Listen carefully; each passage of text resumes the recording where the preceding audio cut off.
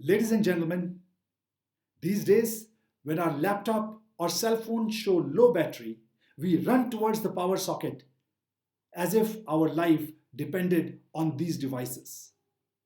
We make sure that we have the latest software, we make sure that we understand functioning of its operating system, and we apply the latest patches so our devices are protected against virus attacks or hackers. But what about the most sophisticated computing system of all?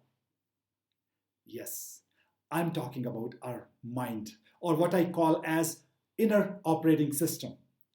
When was the last time you took care of your inner operating system? When was the last time you upgraded it? When was the last time you introspected to find out which new patches your inner operating system needs? Ladies and gentlemen, it is my privilege that I'm getting this opportunity to share a sense of more than a decade of my research with you during this Conga Connect 2021. Our inner operating system is hardwired to see differences. We are divided by religion, region, languages, etc., etc. But there is one thing common in all of the human beings. There's one thing. Our root cause of motivation is the same. Before I reveal what that one thing is, let me tell you a story. In an elementary school, a teacher was asking students what they wish to be when they grow up. Somebody said engineer, somebody said doctor, scientist, politician, astronaut. There was one little girl sitting in the back saying nothing. Teacher goes to that little girl and asks, "What do you want to be when you grow up?" And the girl says, "I want to be happy." Teacher says, "Little girl, I don't think you understand my question." Girl smiles and says, "Teacher, I surely understand your question, but I don't think you understand life." Think about it. Why do we do what we do? What is the root cause of any human action? Let me ask you, why are you listening to me today? You would say, it was an interesting topic, I wanted to learn. Why? Because if I learn, I will grow, I'll be successful. Why? Because I'll make more money, I'll take care of my family better. Why? What do you mean by why? I want to live a happy life. And if I ask you, why do you wish to live a happy life? I don't know. That's how it is. That's right. Isn't that right that in the end, all our pursuits are pursuits of happiness? Every action is motivated by that hope that somehow this action is going to lead to a happier tomorrow. If you take that hope away from a human being, would we be motivated to act? So, ladies and gentlemen, the root cause of all human actions is pursuit of happiness, isn't it? And why not? When we are happy, we are at our best, isn't it? Isn't that true? Are you not at your best when you're feeling happy about something? And the reverse is also true. When we are at our best, we are happy. Now, you would be wondering, are there advantages of nurturing a happy environment in a corporate? Would there be any quantitative outcomes or ROIs of investing in happiness at your workplace? Absolutely. There's a lot of research that's going on right now on happiness in prestigious universities like even Harvard and Stanford. And what Howard University has found during one of their very popular Happiness Advantage project, that happy, delightful environment created in organizations, productivity increases by 37%, sales performance goes up by 31%, employee engagement goes 10x, and optimistic sales force can give you 56% better results than pessimistic ones. So you can see there are personal as well as professional benefits of pursuing happiness in your personal and professional life. See, we have classes to teach us how to do our jobs well. There are classes that are teaching us how to make our living, but there are no classes to teach us how to enjoy our jobs or enjoy our life. So the obvious question is, can happiness be engineered? I was an engineer for more than 25 years, engineering electronic circuits. And I got fascinated by this subject that if ultimately root cause of all our actions is happiness, why not research that subject? When I'm talking about happiness, I'm not talking about short-term pleasures. I'm talking about long-term sustained state of elation. Happiness is not absence of problems. Happiness is about having a mindset to do your best in the worst of circumstances. Because by doing that, you can create happiness and better circumstances in the future. There are two kinds of mindsets. One I call as traditional mindset. Work hard, achieve success, and you'll be happy. Work hard, achieve success, be happy. So cause is working hard, effect is being happy. But challenge is that once we achieve success, the happiness is short-lived and we set our goals beyond and again get into the same cycle of work hard, achieve success, and be happy. I would share a story. You might have all read stories of Winnie the Pooh. Winnie is a bear and he loves honey. While he's sleeping, he's dreaming of honey. When he wakes up, every effort he does is to get that pot of honey. Finally, he gets his pot of honey. Winnie also has a small friend. His name is Piglet. Piglet sees Winnie is having honey. So Piglet asks, now that you got your pot of honey, are you happy? Winnie thinks for a while, looks at his pot of honey and says, just before I had it, I loved it. Now that I'm having it, I don't know.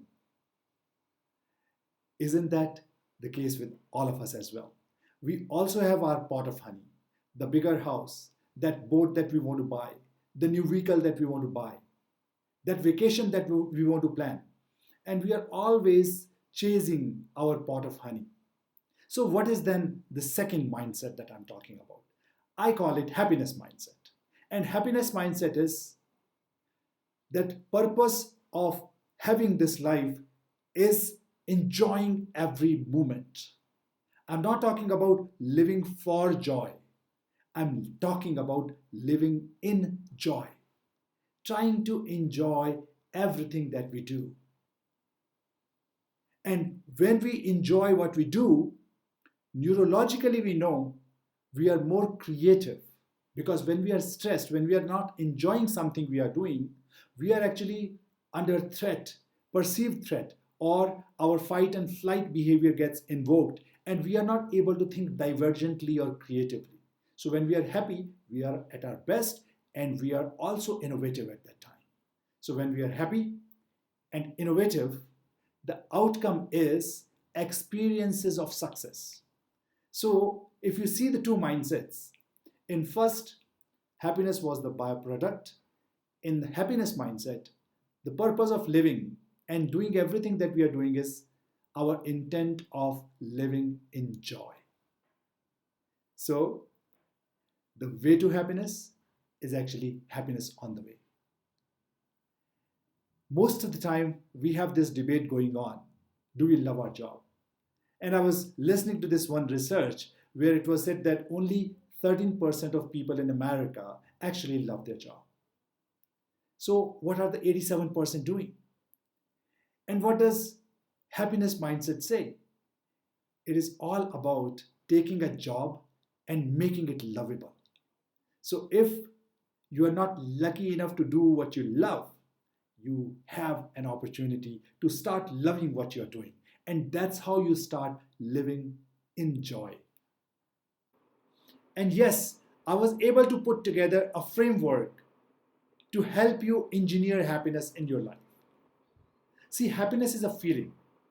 I cannot make you happy, or you cannot make me happy, because it's a feeling that I should have within. But yes, I can help you nurture 8 dimensions of your life in such a way that probability that you will experience that feeling, what we call as happiness, that probability will become higher. So are you ready for that? Are you ready to engineer happiness in your own life? Let me share with you what I've found through my research. There are 8 dimensions, and I was able to map those 8 dimensions to this acronym happiness. H stands for healthy mind and body. We have a lot of focus on healthy body, but time has come, especially during these challenging times, to reflect on, are we taking care of our mental well-being as well? Like we do dental flossing every day, it is very important to do mental flossing also every day.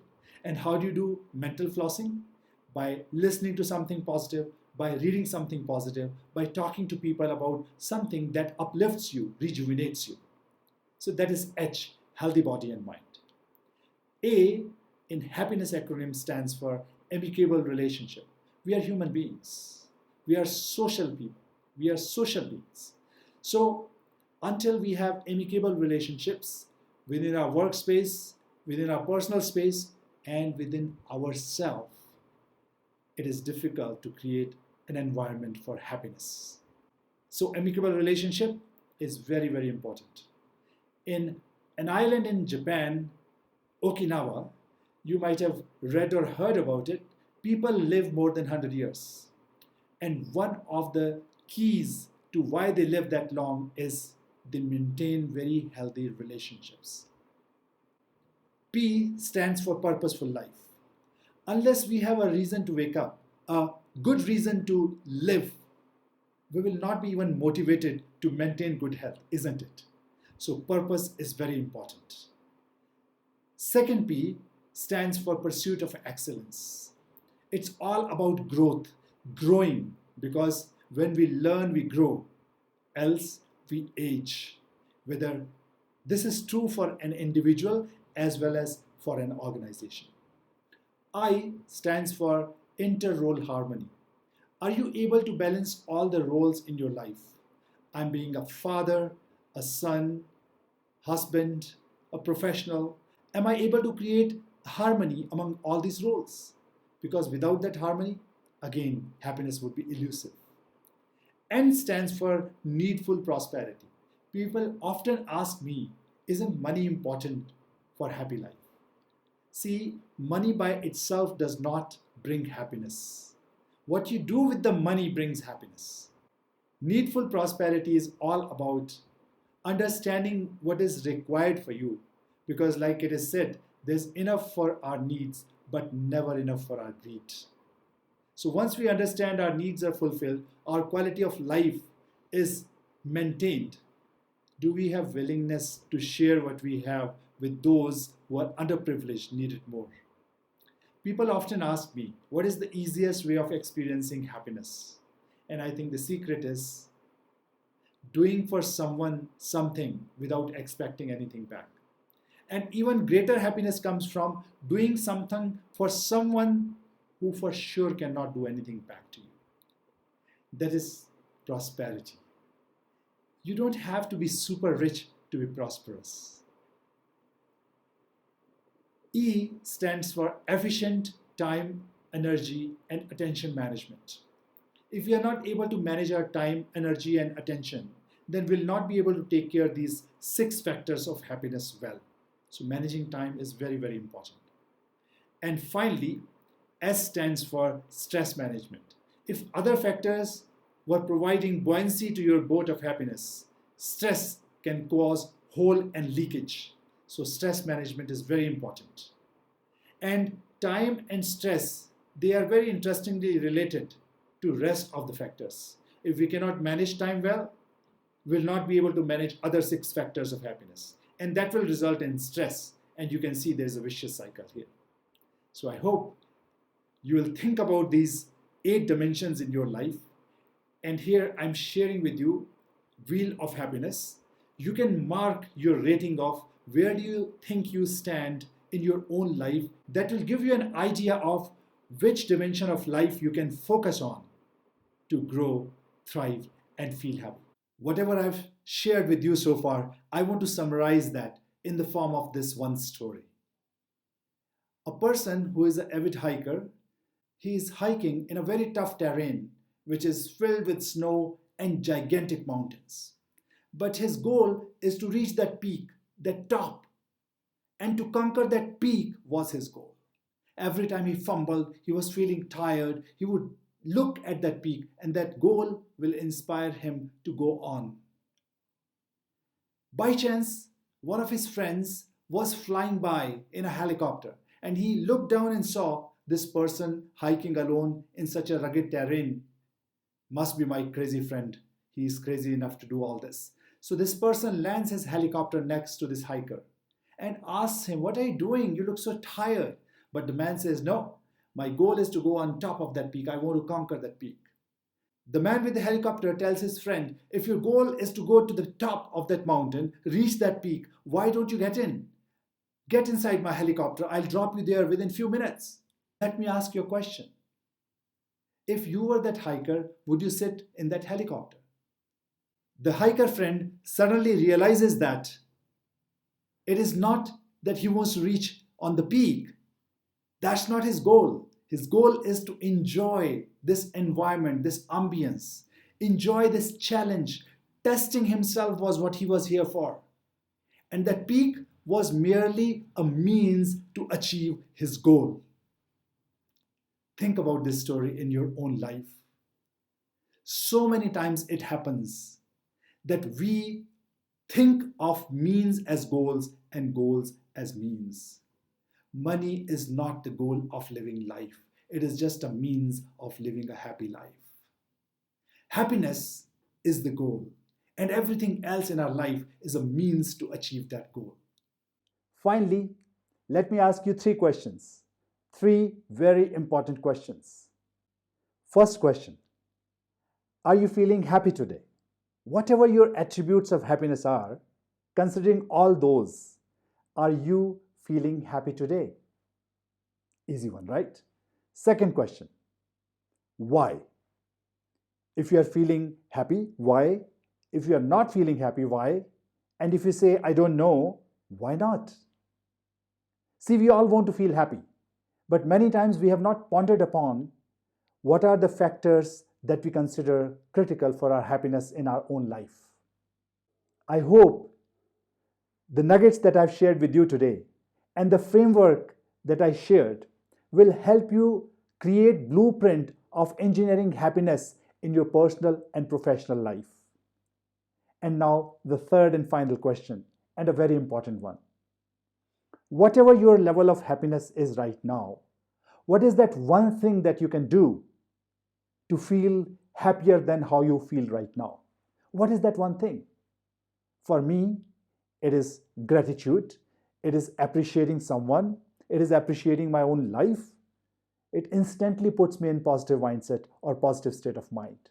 What is that one thing that you can do to feel happy?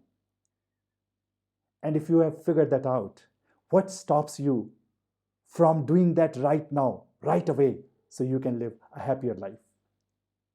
Ladies and gentlemen, it was a privilege that I could connect with you during this fantastic event, Conga Connect. And I hope I was able to leave you with some nuggets that will help you live a joyful life. My best wishes for your happy, healthy, and joyful life. Namaste.